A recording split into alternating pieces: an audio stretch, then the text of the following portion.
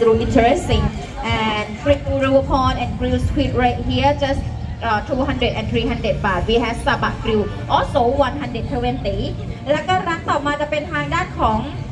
ข้าวเหนียวมะม่วงแม่ละเอียดคุณแม่สวัสดีค่ะน้องสวัสดีจ้านะคะข้าวเหนียวมะม่วงแม่ละเอียดค่ะร้านนี้เนี่ยถือว่าเป็นร้านที่ลูกค้าหลายตัวเนื้อนะคะของข้าวเหนียวเนี่ยนะคะเป็นข้าวเหนียวมูนที่อร่อยมากนะคะได้กลิ่นได้เนื้อของกะทินะคะเนื้อข้าวเหนียวมูนนุ่มๆค่ะราดด้วยซอสนะคะ